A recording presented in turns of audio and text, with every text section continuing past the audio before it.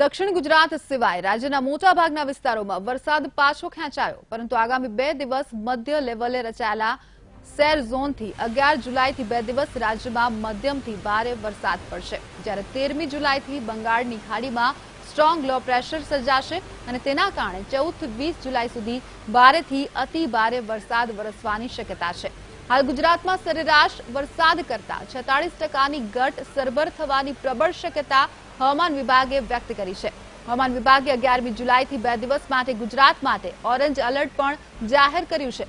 હવામાન વિભાગ મુજબ દક્ષિણ ગુજરાત રાજ્યના મોટા ભાગના વિસ્તારોમાં સરેરાશ કરતા વરસાદ ઓછો છે। હાલ દક્ષિણ ગુજરાત અને મુંબઈમાં ભારે વરસાદ વરસી રહ્યો છે। આજ મુદ્દા પર વધુ વાતચીત કરવા માટે સીધા જ અમારી સાથે જોડાઈ ગયા છે અમારા સંવાદદાતા મેહુલ દેસાઈ। મેહુલ, આપને પૂછવા માંગીશ કે જે રીતે આગાહી કરવામાં આવી રહી છે, પરંતુ જો દક્ષિણ ગુજરાતની વાત કરવામાં આવે તે સિવાય મોટાભાગના વિસ્તારો ત્યારે કોરા ધાકોર છે, પરંતુ જે સતત આગાહી પણ કરવામાં આવી રહી છે અને ભારે વરસાદની આગાહી કરવામાં આવી છે, શું છે વધુ વિગતો?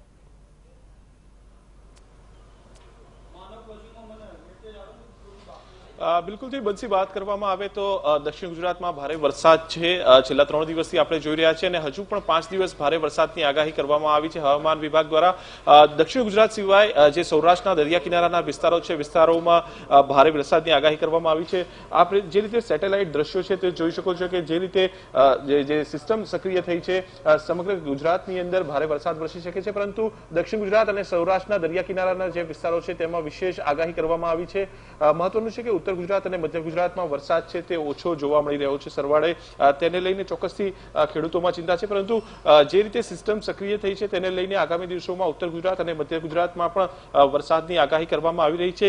રાજ્યના સ્ટેટ અને ઇમરજન્સી કંટ્રોલ સેન્ટર છે તેમાં સતત દક્ષિણ ગુજરાત અને સૌરાષ્ટ્રમાં સંપર્ક કરવામાં આવી રહ્યો છે, વહીવટી તંત્રની સાથે સંપર્ક કરવામાં આવી રહ્યો છે। ખાસ કરીને વાત કરવામાં આવે તો 15 જેટલી ટીમો છે એનડીઆરએફની તે સ્ટેન્ડ 2 રાખવામાં આવી છે। દક્ષિણ ગુજરાતમાં 3 ટીમો છે, વડોદરાની અંદર 6 ટીમો છે, ગાંધીનગરની 3 ટીમો છે, સૌરાષ્ટ્રમાં જામનગર અને અમરેલીમાં એક ટીમ, જ્યારે ઉત્તર ગુજરાતમાં બનાસકાંઠામાં 1 ટીમ છે તે રાખવામાં આવી છે। જે રીતે વરસાદની સ્થિતિ છે, વરસાદની સ્થિતિને જોતા સતત વહીવટી તંત્ર સાથે સંપર્ક કરવામાં આવી રહ્યો છે। થોડા સમય પહેલા જે રીતે આપણે વાત કરી હતી કે મુખ્યમંત્રીએ પણ દક્ષિણ ગુજરાતમાં કલેક્ટર સાથે સતત ચર્ચા કરી હતી અને સતત મોનિટરિંગ જે છે તે કરવામાં આવી રહ્યું છે। બંસી, ચોક્કસથી જે ઘટ વરસાદની મધ્ય ગુજરાત અને ઉત્તર ગુજરાતના વરસાદમાં જોવા મળી રહી છે, પરંતુ જે વરસાદની સિસ્ટમ સક્રિય થઈ છે તેને લઈને આગામી દિવસોની અંદર જે છે વરસાદની આગાહી કરવામાં આવી છે અને ઉત્તર ગુજરાત અને મધ્ય ગુજરાતમાં પણ વરસાદ સારો રહેવાની વકી છે, તે જે આગાહી છે તે હવામાન વિભાગે કરી છે।